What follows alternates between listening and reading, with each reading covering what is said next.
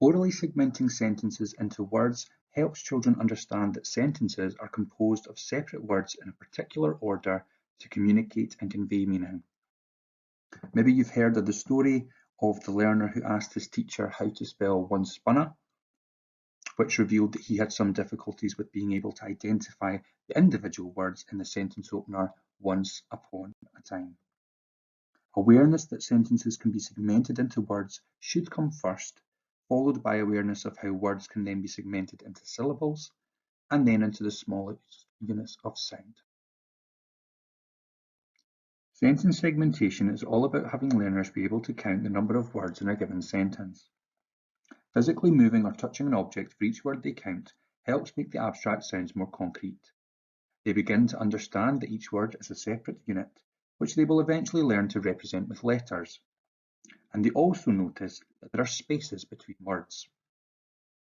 They could count on their fingers or use objects to help them understand that words work together in sequence to make up a sentence.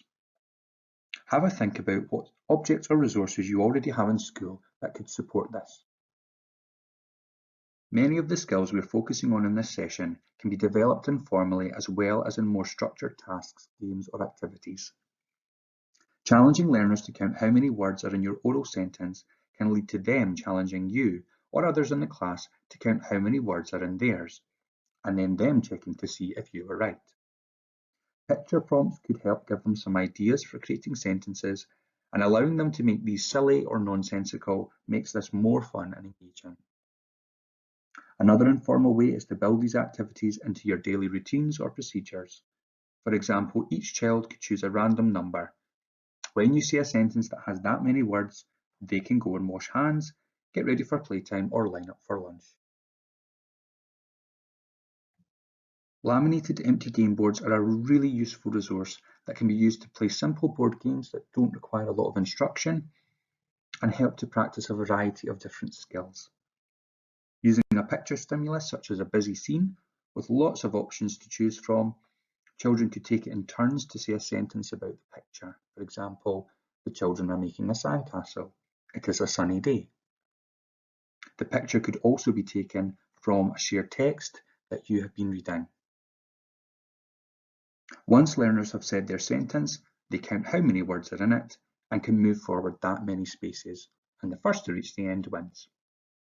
This could be played in small groups or a class versus the teacher game. And this could also be great for home learning too.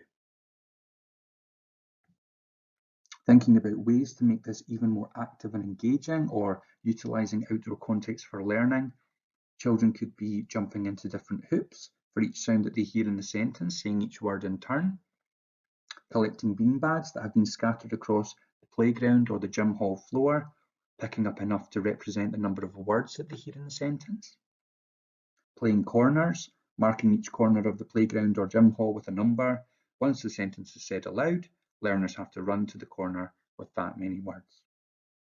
And really, we're just thinking about the resources or the spaces that we have available and how we can be most creative with how we develop these key literacy skills in fun ways for our learners.